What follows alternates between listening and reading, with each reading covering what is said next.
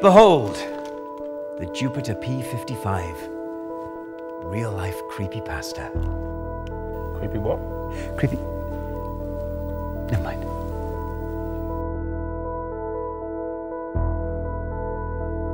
The team that built it died in a lab fire. The official story was the Soviets were working on a way to network Moscow's mass transit system in the years before the wall came down. More than likely a defense thing.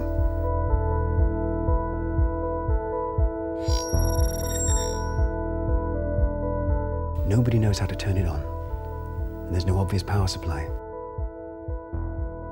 The Damu is anger. You must find the offering to save your village. Continue.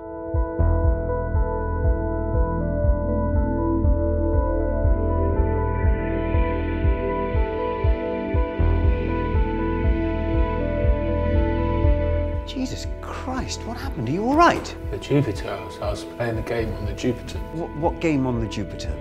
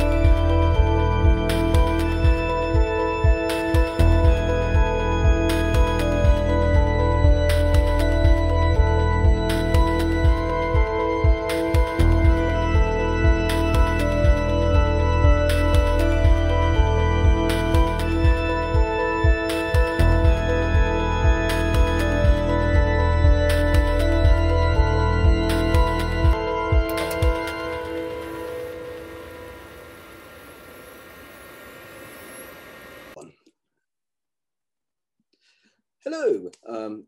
If everything's gone to plan, you would all have seen that trailer for Type 2 You Bleed. Today we've got a special guest, Richard Jackson, director of the short film and half of the hosting team of Val Verde Broadcasting. So Richard, welcome. Thank you very much for joining us today. Thank you for having me. It's good to be here. Yeah. So obviously, some of you who may not know, Richard Jackson, as a hosts a popular YouTube channel, trained videographer, and he's and obviously recently made your first is your first short film. My first proper one. Yeah, I've done kind of silly things before. This is the first proper one. All right, so I think best place to start is just tell us a little bit about what Type 2 You Bleed is all about. Cool. So Type 2 You Bleed is a Giallo-inspired sci-fi horror short. It's set in a computer museum, and it's about a man kind of being beguiled by a suspicious Russian mainframe, Soviet mainframe. It's very kind of leans very heavily on kind of the visual aspects, so it's very kind of brightly and colorfully lit.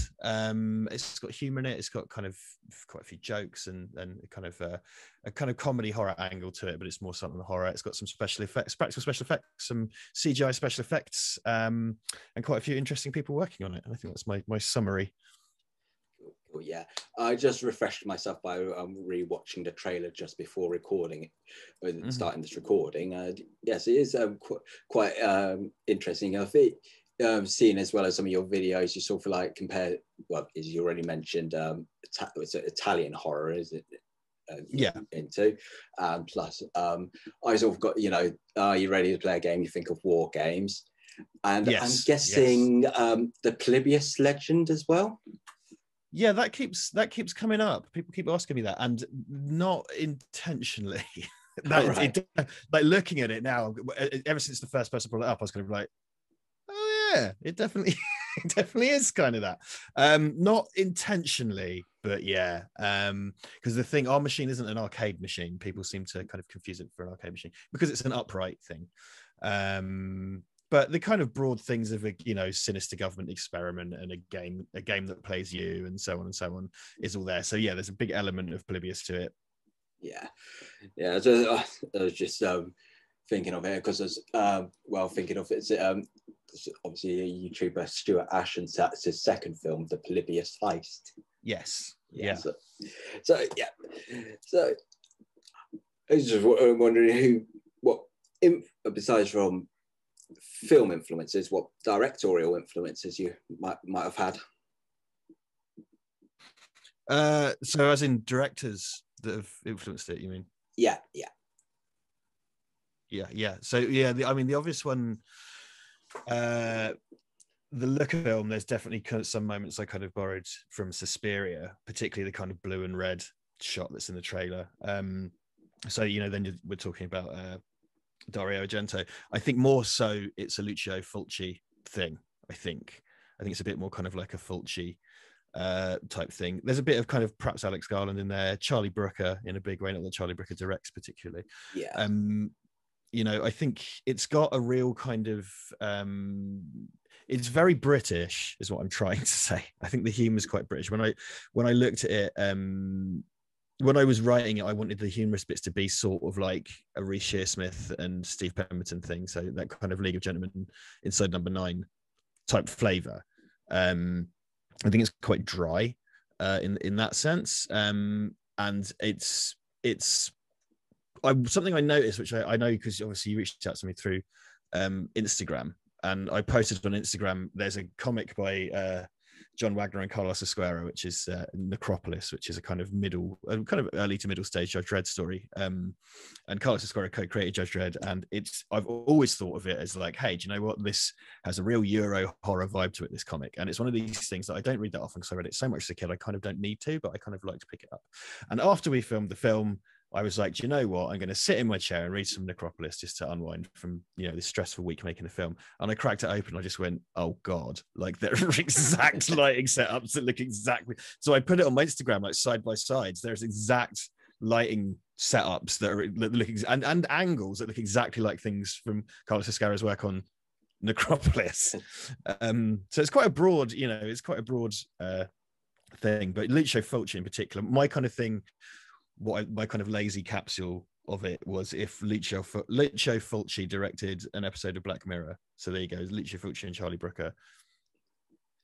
So Millie, I don't really know Lucio, but I'm guessing that sounds very depressing considering what Black Mirror can be like.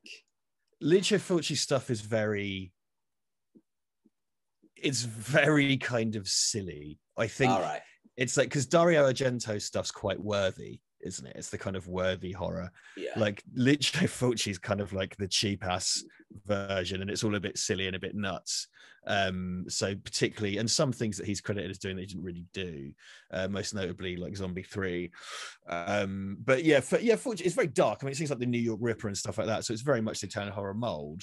But some of it's a bit daft, and other bits are just kind of quite nasty. It's kind of Euro horror tended to be. Yeah, I was going to say because at the moment, because I think there's been quite a renaissance with the horror genre since the sort of early noughties, or not noughties, early 2010s. So and obviously thinking, because I'm sure obviously back in the sort of noughties, horror was sort of seen as a bit of a dirty word, but now it's sort of seen as a lot more respectable. Seen quite a lot of really good stuff from the horror genre in the past 10 years. Yeah, so because I think you said you weren't planning on making it into a feature film though in one of your it's a one and done. It's a one and done. I'm a little bit weary of when that happens because like it doesn't seem to happen as much, but you used to get this thing where like this short film would go on the internet and then everyone would go like, oh, it's getting made into a feature. And then usually the features weren't always that good necessarily. And it kind of felt like someone with some money went, make a longer one of this. And the person went, okay, understandably, because I probably would as well. But I don't know that the story has legs. It was designed as a 20-minute story. It's not designed as an hour and a half one. I would, if I had the time and the money, I would make it the centerpiece of a feature-length anthology. I would really like that. And it was talked about, but then we really want to get it out there, because if we go and make 2 more, say, to make it to an anthology, no one's going to see it for 2 years or whatever. So I'd really, because it's an anthology without an anthology to go in, basically. It's what I'm trying to say. Okay. Talking about the filming process. So, because you're from Cambridge, what's the filmmaking scene like out there?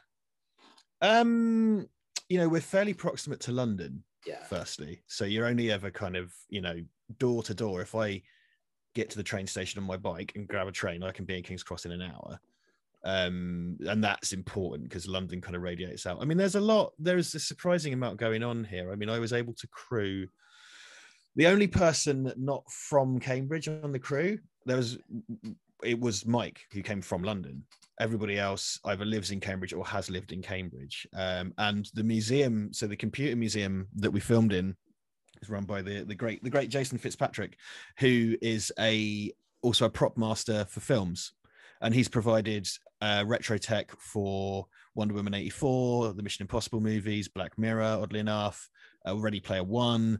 So I've done prop work through him for Warner Brothers, because he's got quite a lot going on there. We have the Cambridge Film Festival that's been kind of that's been on the back burner a little bit because of COVID, but that does happen.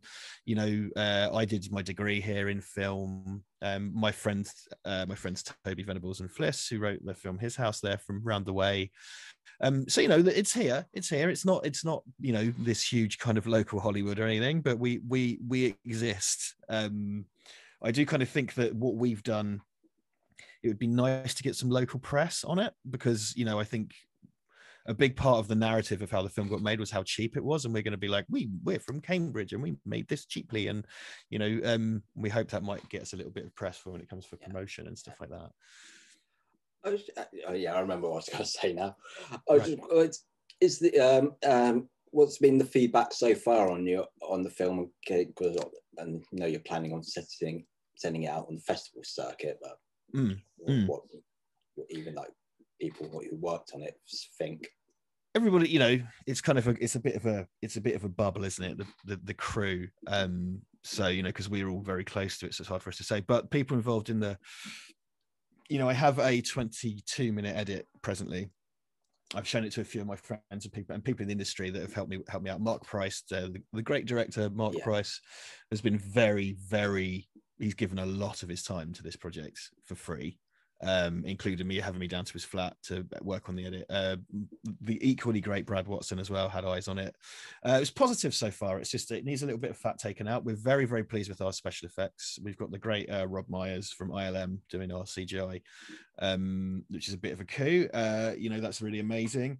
So yeah, it's positive so far. I think people I showed a mate who is not at all in the industry, not at all involved in filmmaking whatsoever, an edit, and he really liked it. But again, it's kind of in a bubble, isn't it? Because if it's your mates and people who worked on it, they're not going to go like, well, that was rubbish. They might if they're really harsh, but they're unlikely to.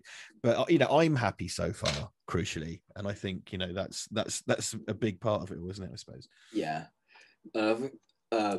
Through my own experience, because if you say get into some festivals, then it usually snowballs. You'll probably end up getting inundated with offers from other festivals to submit, give you discount codes and all that. I certainly hope so. Yeah, we've had a little bit of that already, which is lovely. We've had a couple of things reach out to us, and the great director Lewis Taylor as well, his film Sleep Tight, which is now available on YouTube, he went through the process, so he's been quite nice to speak to, and when he was developing Sleep Tight, I kind of picked up a few nuggets from him about how it's all done and how to play the game. Yeah, because and you on your own videos, because you said you had a bit of a skeleton crew. Yeah, so and was it generally filmed at night then with at the Cambridge Museum? No, it was all in the daytime. luckily. I was, yeah, so it was all in the daytime. Well, no, that's not true. We went to midnight on one night. So technically, yeah, we filmed at night, but it wasn't like an overnight thing. I'm glad the effect that it's set at night mostly has come across. There are some daytime scenes. We had to use blackouts and gaffer tape on the reception because it catches the sun in the morning. So we kicked off at 8 a.m. So which is blackouts, and then the main hall in the museum is completely blacked out. There's no natural light in there, which is fantastic, because for our purpose it used to have these kind of windows and they've covered them up with these portraits, which I utilized in the film, because it's in the right light. It's quite a creepy place because you have all these kind of computer luminaries looking down at you, which is really cool. But if you frame it differently, it's kind of like, oh, that's actually a bit odd, which kept all the sunlight out, which was fantastic. And we also had we had complete control over the light. We had complete control over the power, so we could turn things on and off. So there's a bit in the trailer where the computers, because they're on a power strip, they just happen to turn on in sequence, which again is quite creepy when you observe it. So we were able to have control over that, able to use our smoke machine, our fire extinguisher, and Jason, who runs the place, is a real diamond. I volunteered my time as a filmmaker to the museum numerous times just because I'm passionate about who they are and what they do. So when I kind of asked a favor of Jason, he just kind of went like, yeah, fine, don't worry about it, and just let me do it, which is another, yet so much was blagged, and it's yet another thing we got for free, which was great. Yeah, I was going to say, yeah, that's the world of low budget filmmaking. Indeed. Beg, cheat, and steal. Exactly, precisely. You know the score. Yeah. So, yeah. Because obviously, because I looked up on your IMDb page that some of the people, obviously Duncan Casey's, and obviously you've worked with before. I noticed that is it Michael Geary? He's worked with people you've worked through proxy, hasn't he? Mike is someone who's worked extensively with Duncan. Not less so Duncan, though. They're about to go off and do a thing together. Brad and Mark. Yeah. So he's a friend of Brad. And I've encountered him before when I worked on Night Shooters. I met him, and it was Duncan's idea to cast him. And there was no discussion. It was just like, yeah, let's get that guy. So yeah, he's Mike Geary. Everybody loves Mike. Everybody loves Mike, and with good reason, because he's brilliant. He's just this funny, lovely geezer.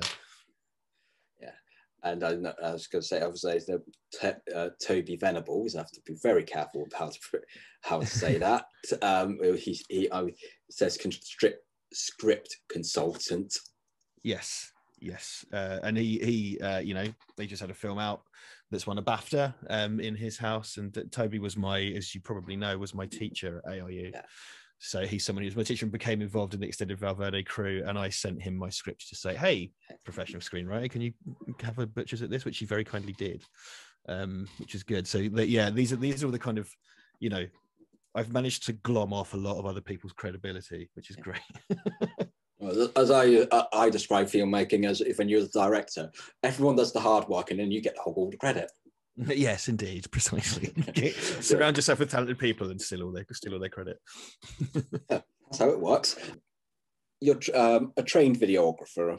I just wondered what challenges you had as a director, because obviously being a director, you have to wear a lot of hats at the same time.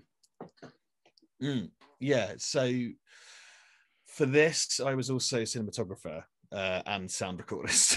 So it's a cinematographer, sound recordist, editor. I've done a lot of VFX. I've done a lot of animation. I've done a lot of motion graphics. I did prop making. I did some costume, a lot of costume. I did a little bit of makeup. I was first and second unit.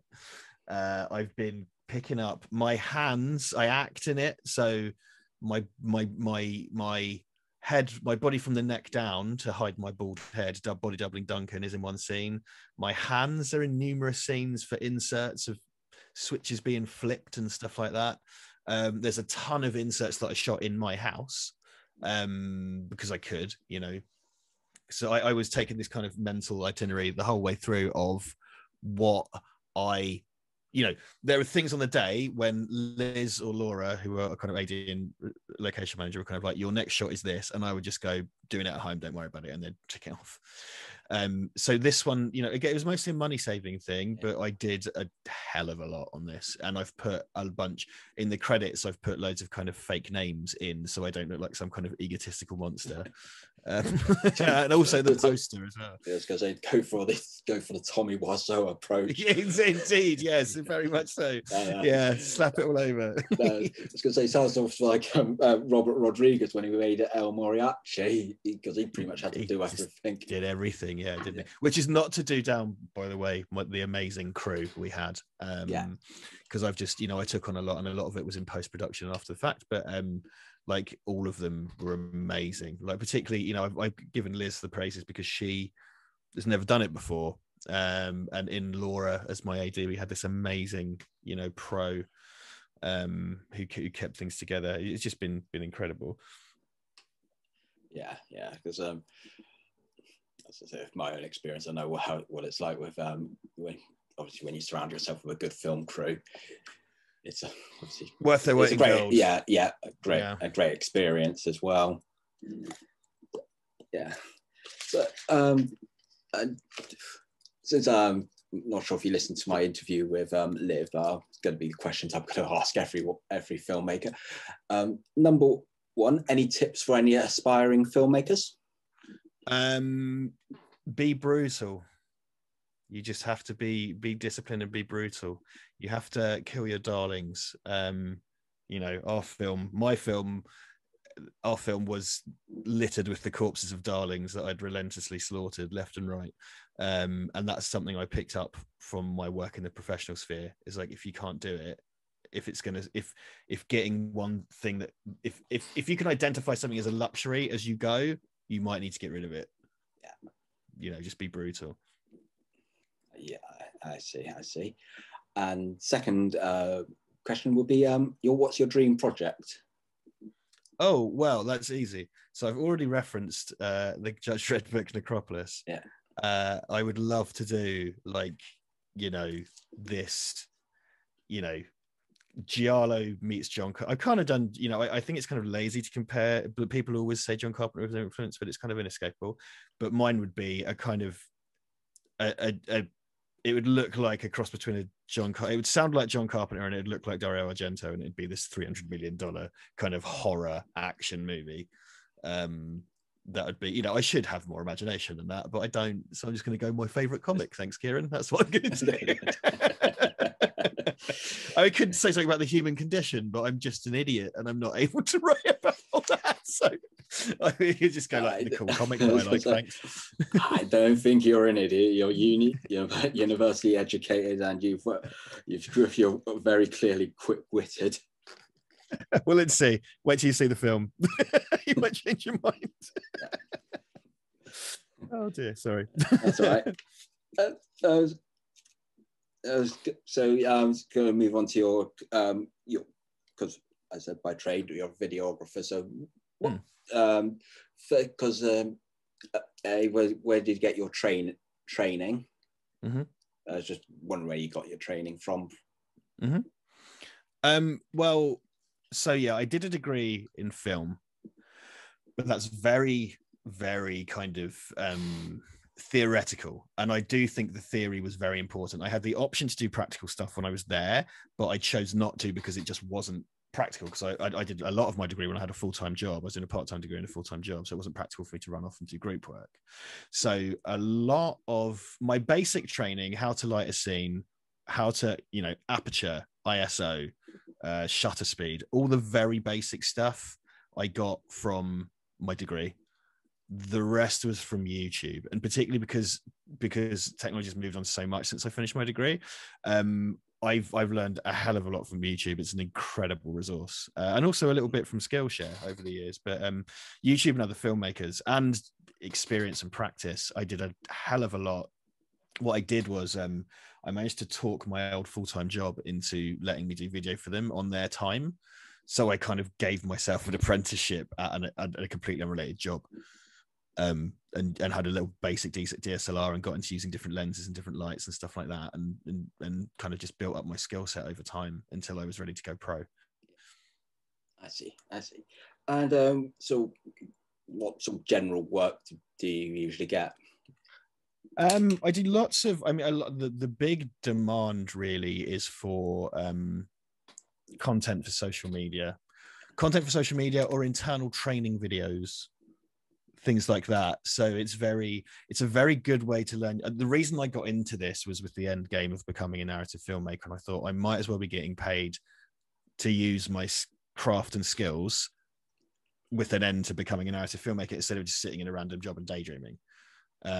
So that was the kind of the basis for it, really.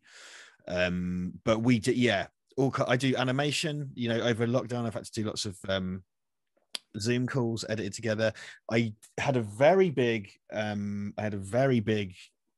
sort of run, and this is slowly coming back. I used to do lots and lots and lots of conference films and exhibition films, which is this is all so boring. It was like you would go to like the National Ceiling Tile Conference and you would make a promo video, and I used to do 10 or 20 of those a year, real bread and butter stuff, and I just tried to be as creative as possible in that role, because a lot of it, when you're interviewing speakers and stuff, you're doing mini documentaries, so why not treat that as any other documentary and stuff like that, and learning how to use gimbals and sliders and just using kind of cinematic techniques in those. So what I do is very corporate. It's highly corporate work for my bread and butter. And then, I've worked on a few in my professional capacity. I've worked on documentaries. I've worked on narrative stuff. I've worked on kind of a little bit of film, as in for the big studio or whatever. So yeah, but what keeps the lights on in my house and pays the bills is kind of social media content mostly, I would say.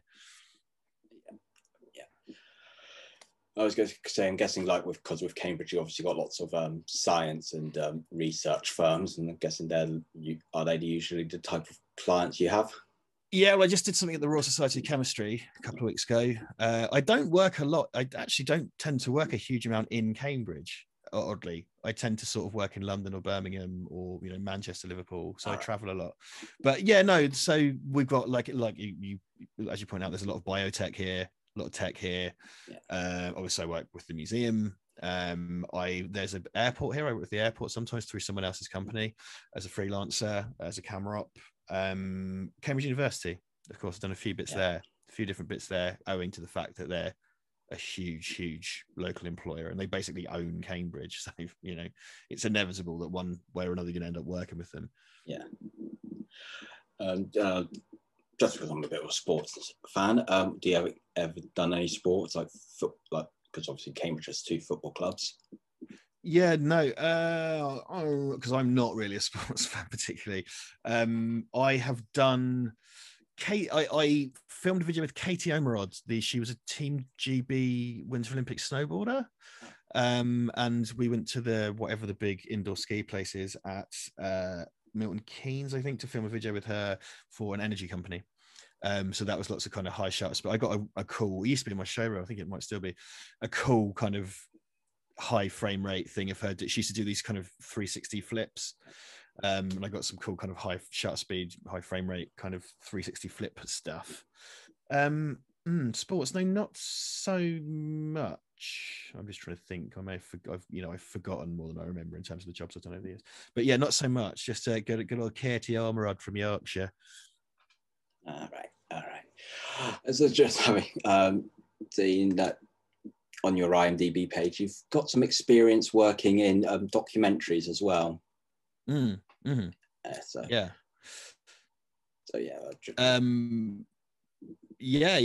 Just wanted to kind of overview of that. Yeah. Cool. So yeah, the big one. I'll kind of bury the lead a little bit. I worked with a couple of musicians from Cambridge called Bob and Barn, who are quite notable composers of film and TV and video games. And obviously you've seen Touch Bleed. I'm very into computers and video games and film, and it turned out this was with Toby Venables. Actually, we co-directed this together. It's called Going Medieval, which is about they scored the video game Medieval, which was made in Cambridge many years ago. And it turns out that Bob actually lives over the fence from me in the same neighborhood. It transpires. So we made a kind of little 10-minute doc about them and their return to scoring the Medieval series, which was really great, really fun. It was great for me because I love video games and stuff, so it's really interesting. I worked on RoboDoc, the creation of RoboCop, which is the upcoming thing with my friends at Dead Mouse Films. I did one day at Mark Goldblatt's house, the famous editor and second unit director Mark Goldblatt, at his house in his private screening room, which was amazing. But the big one was Icon, the Robert Englund story, which is actually, I think it's on IMDb still as Icon, but it's actually changed its name to Hollywood Dreams and Nightmares, the Robert Englund story. All right. Directed by Gary Smart and Adam, and the guys from Dead Mouse, and I was cinematographer on that. So we were out in LA for a month, and the kind of California area filming that. So we spent I've spent kind of 6 or 7 hours with Robert in total, once in his house and once in London, and then we interviewed tons and tons and tons of horror people. We spoke to about 43 people, and there's like Lance Henriksen was in there, and Tony Todd, Eli Roth, numerous others. It was a really, really cool job. And we spoke to Kane Hodder in England, so that's in post-production still, which I'm really, I think when that comes out, I'm hoping a big boost for the career. And I just want to watch it because it's one of these things where I was DOP, so I designed the look of the film, the color palette and so on, and the lighting schemes, and I'm just interested to see it because I was on set for 50, 60, 70 hours or something more than that. I would have thought. We did some long ass days on that show, and I have no idea narratively what it's going to look like, so I'm quite excited to watch it. But it's really interesting, exciting job. That was a huge thrill for me to go and work on that one. I bet, especially if you're a horror fan.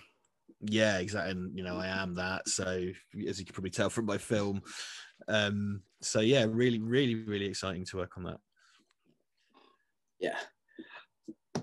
So I thought we'll also just talk about Val Verde Broadcasting. So yes, as then probably admittedly, I've probably discovered you when you worked for the other channel, but let's not talk about that. Sure. But because of how did you find because I know you joke that you're saying you're not that big, but compared to me, you're a giant. Sort of the process of developing Val Verde. Yeah, well, we kind of were undeniably building off of something else, and so we had experience. I think what we wanted to do, whether we pulled it off or not is debatable, but we wanted it to appear fully formed. We didn't want to just kind of amble out onto YouTube and sort of, anything develops, but we wanted, because I did all the graphic design. Duncan came up with a name because Duncan's very, very good at naming things. It's one of his many talents. And we wanted it to look fully formed and kind of slick, so I made all these animations and graphics and stuff, and we had a kind of little mini hype campaign and trailed it and then got going and stuff, and then people came on board and we started having a little team around us and everything, and things just kind of developed from there, because at the heart of it was Duncan and I, but then others came on. You got like Ellie Carly, who does our social media, and you've got Angelo, who's done loads of graphics for us, anyone who's guested such as Brad or Toby. There's quite, at this point, quite a few people involved behind the scenes. And it was, at the heart of it, the energy we were trying to capture, because the thing that people seemed to respond to was mates dicking about, but in a kind of informed way. So it's kind of, we do like to think that it has insight in it, but there's a lots of mates dicking about, and people respond to that because they like kind of that atmosphere. Yes, that's why I like watching your videos. I like to think that I would have hung out with you if we were in college or something. Yeah, I think that's the I think definitely when you see people who watch us, such as you and people in the chat, that they share a frame of reference and a type of humor, so it does seem like kind of a big group of friends, which is really, really lovely. Yeah. And what I do quite like about your channel is you do have a very broad scope. You do you're not limited. You're not like say specialist of horror or cult or most recent films or whatever. Mm-hmm. So because of, I know you say like in your videos you're probably started out known as sort of like the Terminator, RoboCop, Predator guys, but you obviously sort of have sort of gone beyond that. Yeah, I mean, I think the thing we could have, I think we would be a lot more popular and probably make more money if we did stick to those topics, because every time we do something like that, it gets tons of views. But that for us creatively is uninteresting. We don't really want to do that. We could, and I'm not saying we'd be like amazing smash hit, but we would clearly do better in terms of pure numbers. But we would prefer to do the stuff that we enjoy, because then it kind of sucks the life out of it. If you're forcing yourself, and you see channels who kind of do that, and I don't trying to denigrate anybody or anything, but you can see they've set their stall out, and that's okay. I will only talk about episodes of Star Trek that were released on a Wednesday, and that becomes their entire oeuvre. So yeah, we try and diversify as much as we can, and quite often we'll do something quite off the wall when nobody will watch it. But I'm still kind of like, well, I'm glad. I did little individual reviews that were all edited to camera, scripted, about a couple of movies, and they're some of our only videos that are below 1,000 views. But I'm still really proud of them. I still want to make more of them. So Yeah, so I liked your like mini review of A Quiet Earth. Actually, admittedly, it made me go out and buy the Blu-ray from Arrow. Oh, good, excellent! I'm really glad to hear that. Yeah, well, there you go. Look, that's what it was for. It was so people would watch it and perhaps go like, "Oh, I'm going to buy this. I'm going to own this somehow. I'm going to get interested in this." So, if one person's done that, then it served its purpose. Yeah. Yeah. And I think, as you said in YouTube, I think with the film community, you've got three options. You either evolve, wallow, or die. And right. Yeah, because I think we've seen, like, I'm sure you like the sort of like 2008, it was all just angry reviewers, just sort of like too much telling like the a Cliff Notes version of a film. It's tiresome. And I think like some people, and I think obviously a lot of those people that have done that have moved away, and because they're a bit embarrassed by that sort of work now. Well, I do think that's there's associated notoriety for completely different reasons, but I think that's the Doug Walker effect, isn't it? Yeah. Because like, he tried to break away, but like he couldn't, and he's kind of all the controversy aside, but he's stuck as that now. And it kind of shows that I kind of also think the same, I bless him because he seems like a sweet dude, but I feel like James Rolfe has had enough. There's a point at which it stops being kind of dignified. When I first came on the scene, I used to do angry reviewer type shit. That was when I worked on the other channel, that's what I used to do, because that was kind of the done thing. And I've kind of tried to move away from that, because there's a point at which I would be a 40-year-old man getting angry about Predator 2. And that's not a good, I just don't think it's a good look. And I think just generally most people mature. I think admittedly I had that sort of like early sort of fanboy rage, early 20s, but I think when you get older it's not that important. I think you get a bit more perspective about it, don't you? Yeah. And because I was just wondering what the future for Val Verde is, because I noticed when you're on the trailer it says Val Verde Films. Are you planning on making a production company? That's the idea. Yeah, I think loosely the little collective that we have together is Val Verde Films. So the little crew we've put together, that's Val Verde Films. And we do have another story that's not written by me that I'm going to hopefully direct coming our way. So we've had this kind of script given to us, or the story given to us by somebody, by Toby actually. He's kind of like, I've got something I want to write and you to direct, which is really exciting. And that would be another Val Verde Films film. And if I can get the exact same crew and then have the money for some more, I will, So yeah, the idea is to kind of push forward with that. Yeah. And what about sort of general products with Val Verde? Because obviously during lockdown, you and Duncan and a few of your guests did watch parties, but yeah, guessing because now things are relatively normal. It's sort of you don't have the time for those anymore. Yeah, the utility of that, because the utility of that was lockdown, as you point out, and now not only is the audience isn't there anymore because people aren't stuck at home, but also we've just been so busy. Like it's as you point out. So Duncan, we got to the last few ones. It would be one or the other of us because one of us would be busy, and both of us, because we work on a freelance basis full time. You just have this situation whereby, I think the last stream that was supposed to happen, I got contacted the day before. And it was like, oh, we need you tomorrow night. And I can't justify, sadly, I wish I could, I can't justify going like, I'm going to turn down paid work for a stream, because we do make money on streams, but it's unpredictable and it's not a hell of a lot. Yeah. Whereas if I'm getting a kind of half day rate to go film somewhere, I can think to myself, oh, well, that's half my rent for the month, or that's X amounts worth of food, or, whatever. Yeah, I can understand priorities. Yeah, so we're kind of we're trying to go back to pre-recorded content. I think the odd stream will still happen. I think we want to do a kind of victory lap stream would be really nice. I think the odd one will still happen. We'll still do them for Patreon, still do gaming streams from time to time, but kind of we've slowly been introducing pre-recorded reviews of new films, which have gone down pretty well. Yeah. So that seems to be the way forward. Yeah. Pardon me. Sorry, thank you. Yeah, because I noticed I enjoyed your Suicide Squad review, and I think my views matched quite a lot with yours. Oh, good. Okay, good. I'm glad you enjoyed it. Yeah. So you're just like the joking, like if you like the weasel drowning and all that.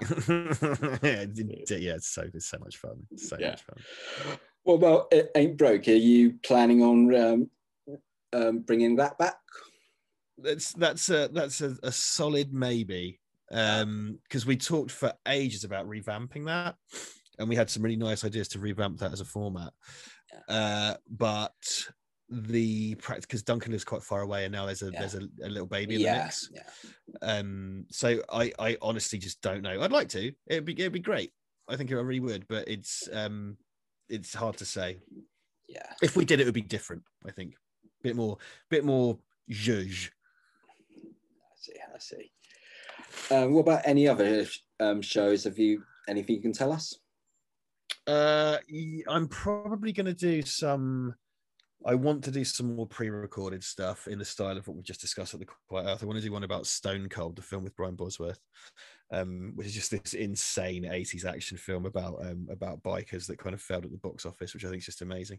More stuff like that I'll kind of throw out piecemeal in among the other bits, because I like making those little to camera things. I think like the little Dolph Lundgren one I made, which is just it was just a silly framing device for a video about simulation theory, which I just thought was a bit of fun, and I really went to town with the production value on that. Like I used like all these different types of light. I used a slider, like a variety of shots and stuff, my hands under the desk operating the slider, so kind of stuff like that, I think. Yeah, I see. So I think it does seem like a good time to wrap it up. So Richard, if you want to give yourself a shout out for Val Verde, Type 2 You Bleed and all that, go ahead. Yeah, well, you can find Type 2 Bleed is kind of the big deal for us at the moment, and that has the good thing about Type 2 Bleed is like it's a phrase, it's a kind of a bit of a calculated phrase, and it's not a very popular one. So if you put it into Google, you will find us very, very quickly.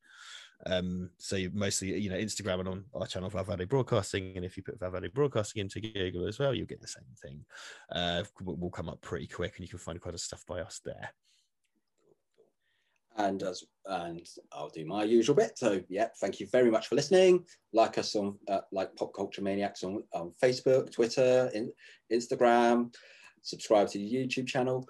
Like and obviously make sure you have a good time. Thank you very much. Cheers.